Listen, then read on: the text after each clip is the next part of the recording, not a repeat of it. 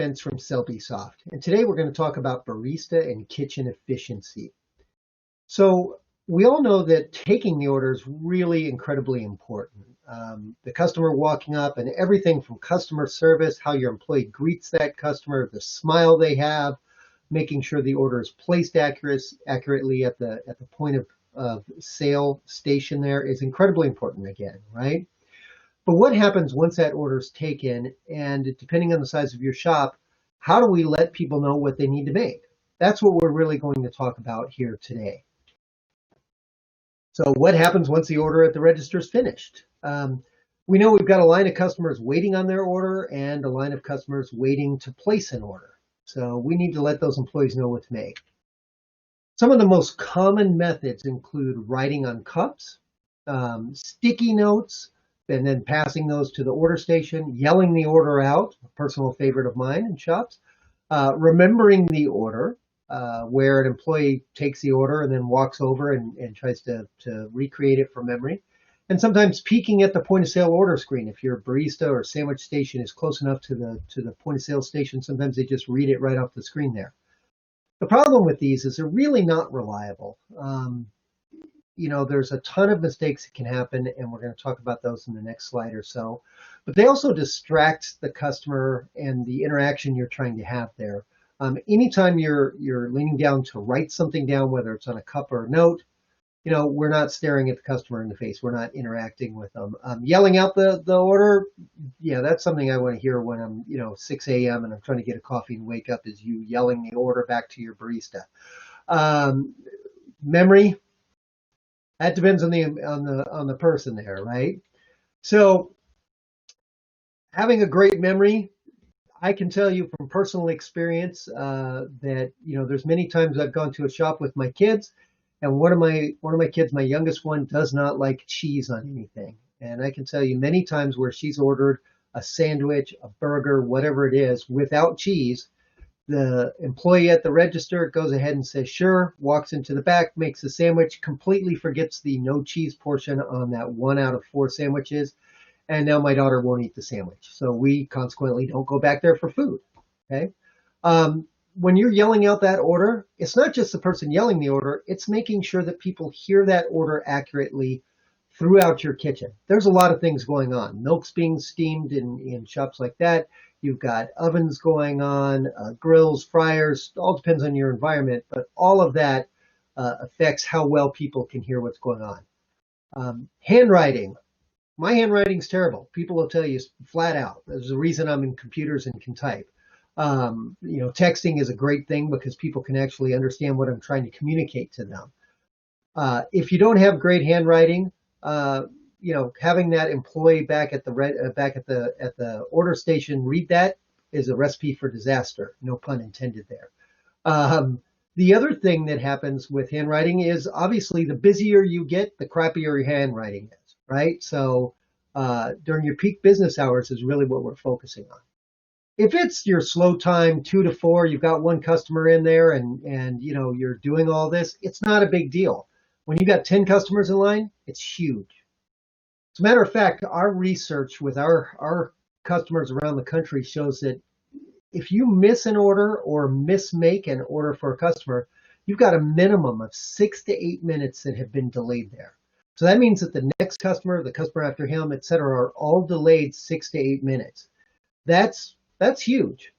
If you multiply that multiple times during a shift, what you find is that you're not able to serve X amount of cars or customers within the same time frame. Not to mention customer confidence, right? We all know that customers rely on you to make this accurately 100% of the time. No one can do anything 100% of the time, but that's the customer's feeling. This is your job. All you do is make product. So it should be accurate every single time. And no matter how unrealistic that is, even if you're 99.9% of the time, we want to try to improve this here. So some of the ways we can do this, and here's a fun statistic. This is one of my favorites. When we talk about walking back and forth to a station to make food or make coffee, and again, depends on your store layout, right? But if your espresso machine is right next to your point of sale station, may not be a big deal. If your espresso machine is 5, 10 feet down the counter, or if you've got a sandwich station down there, it's huge. If you're walking just 10 feet one way 50 times a day, in a year you've walked 68 miles, and that took 23 hours. That's a huge thing. And I've got a little did the math down there so everyone can verify and cross check what I'm talking about here. A lot of that's based on some averages, right? But that's 23 full hours away from your customer. So that employee is standing there talking to the customer. They then walk 10 feet and then 10 feet back, and that customer doesn't have any interaction during that time. If we can eliminate that, that's 23 hours of face time you get back. Okay? It is a great way for your employees to get their steps in, but I'm guessing they're not really counting those during their day, right? The other thing that you have to look at is when an employee walks from the register to the kitchen, it's not just, hey, here's the order. It's, man, I saw this concert last night. It was awesome. I got to tell you who I ran into. It turns into from a 5 seconds, here's the order, and handing a Post-it note over, to an actual discussion that takes 1, 2, 3 minutes. The whole time your customer's standing there waiting on you to come take the next order, right? So there's a couple ways we can solve this. One of the traditional methods that everyone can do out there is using a printer. The ticket on a printer is much more clear than anything else, and will have all the information that your barista, food prep station, anyone else needs. We really want your staff to focus on what they're making and not having to decrypt whatever you've done. Going back to handwritten tickets, they sound great, but what happens is we get 16L for latte because we're trying to use shorthand. Training your new staff can be hazardous, to say the least, when you're trying to do that method, because the new staff will mess it up, right? And they'll use a code that doesn't seem to make sense to them, but it makes sense to the kitchen. A great example of that is in the pizza days. Pepperoni is P, pineapple is N. That's not super intuitive, and you have to actually train people on it. If it literally says pineapple or pepperoni on a printed receipt, that's much more clear, right? So we want to ensure that your staff can really see this. All the information your staff needs is on that ticket. So we're going to show, what size drink, what the actual specialty drink or food product is, and any modifiers that are in there. On this example, I've got a no whipped cream. That's very similar to, the no cheese example I used earlier. Pretty hard to miss right there when it's saying no whipped cream in that bold kind of font. Depending on the printer you choose, you could print in different colors, red, etc., to really draw that out or emphasize what's happening on the order there.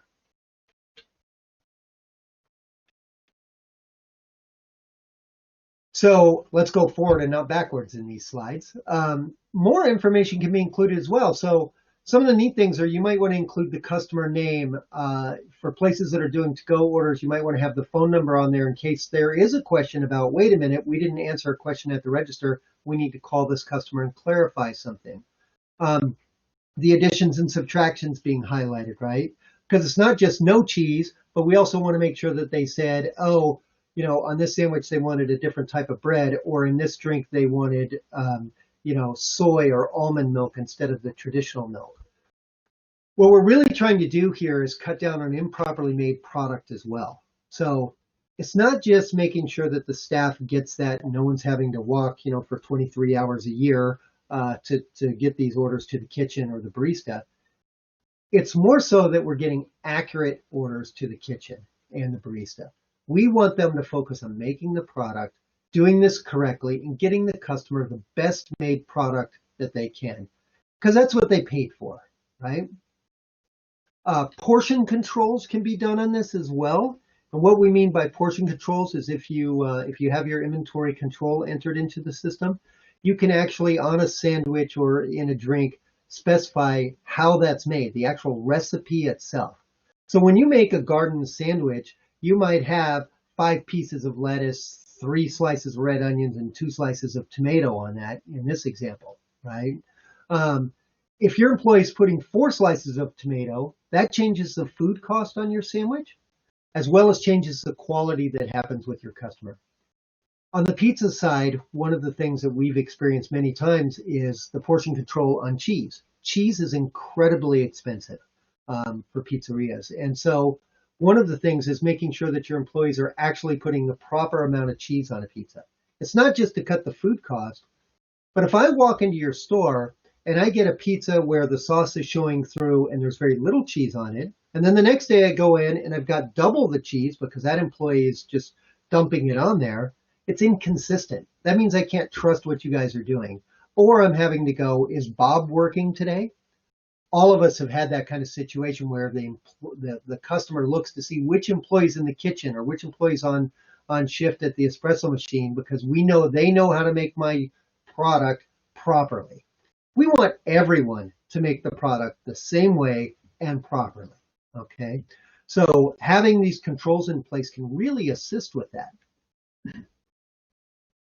One of the other things is if you've got a larger space, you may have multiple order stations. So we have some customers that will have a barista station, a sandwich station, and a smoothie station.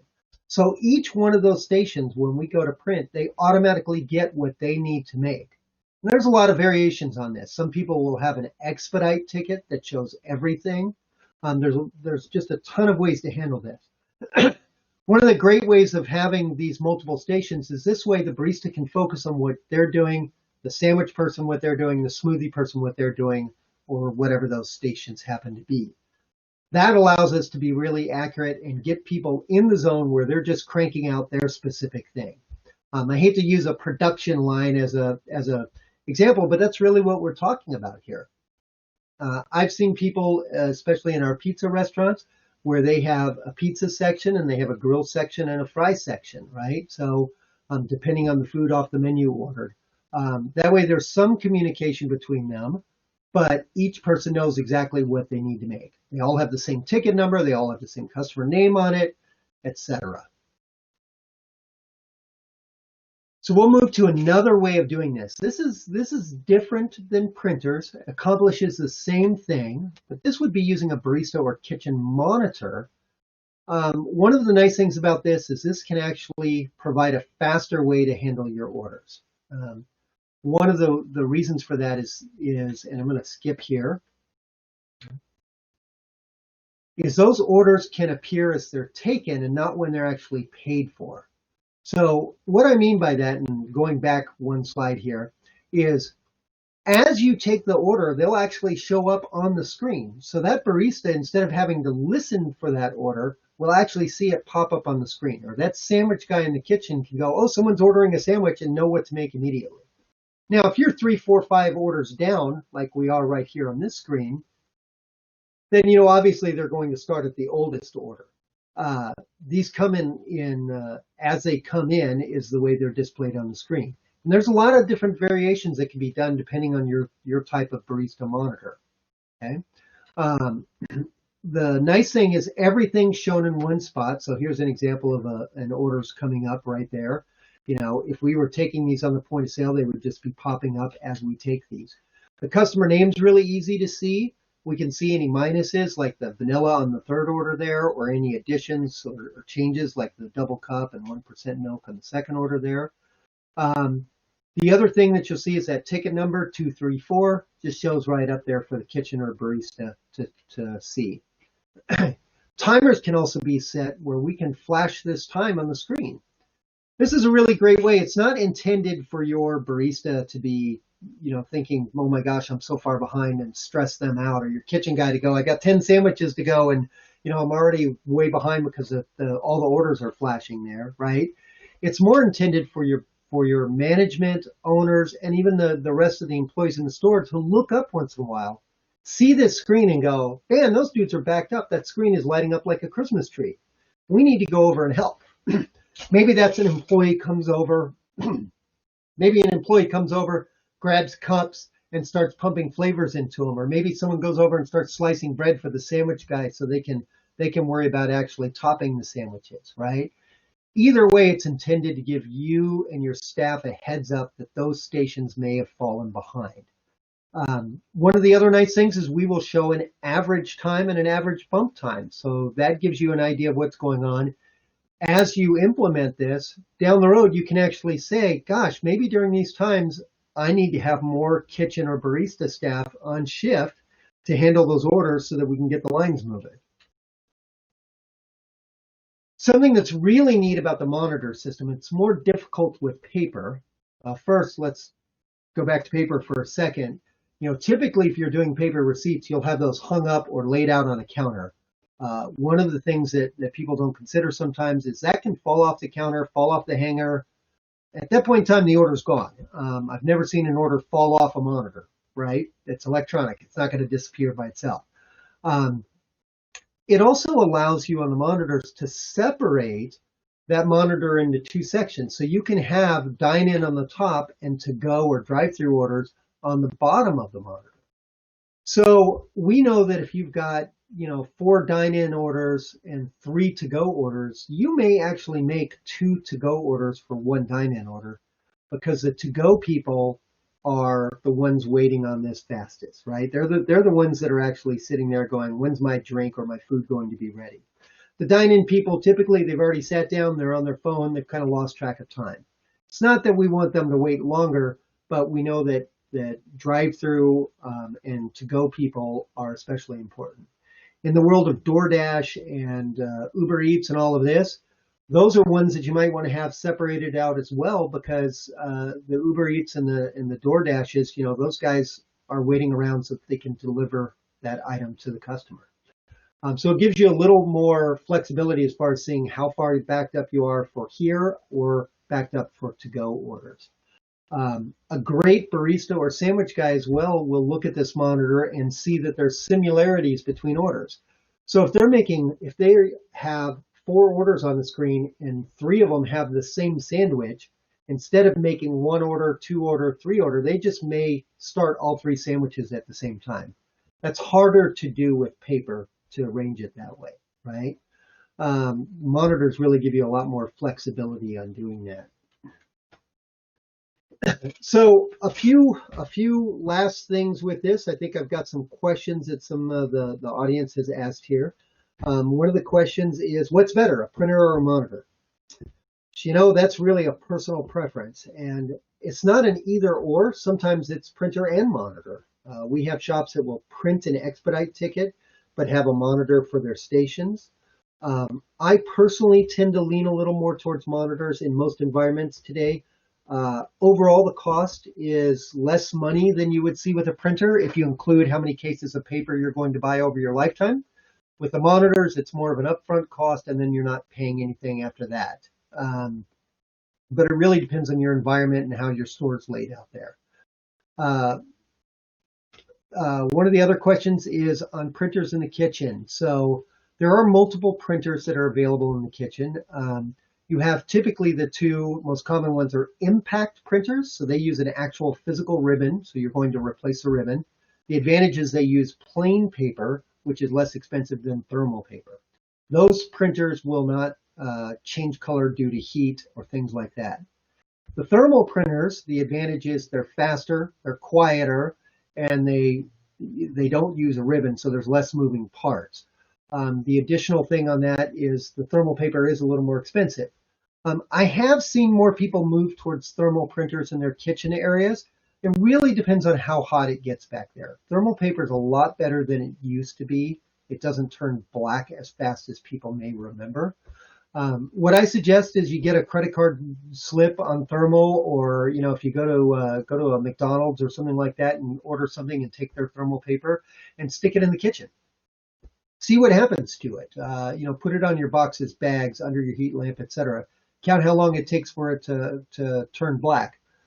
If you're fine, go with thermal all the way around. That way you have one type of paper, thermal at the receipt, at the front counter, and thermal in the kitchen. It means you're not stocking 2 types of paper.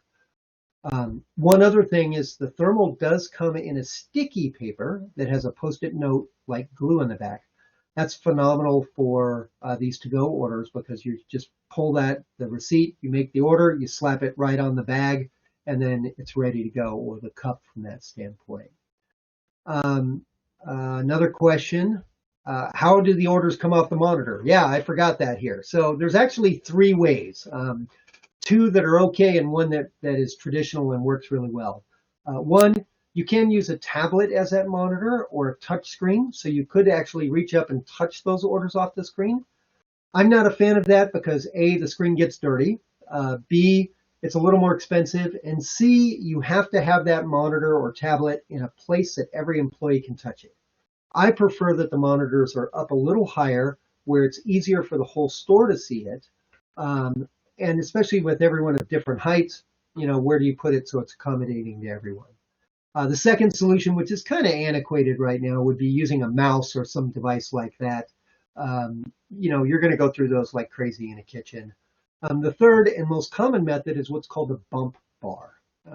So a bump bar, you see these in fast food. That's where they were created for. It's a food grade, it's designed for restaurants, I should say, a device that has numbers on it. So when you press number one, order one comes off the monitor. When you press two, order two comes off the monitor. Those they connect up to the monitor so that you can have that sitting or mounted on a wall anywhere near the station where you're going to be bumping them. Monitors can also be wall mounted, as well as printers. A lot of people are unaware that their printers can be wall mounted. On printers, usually it's either a little bracket or it's just a screw with the keyhole on the back of the printer, so the printer slides over the head of the screw. I'm a huge advocate of mounting those on the wall by your make station, barista station, whatever. Get it off the counter. It doesn't need to be up there. It's just wasting your space, right? So mount it on the wall if you've got space.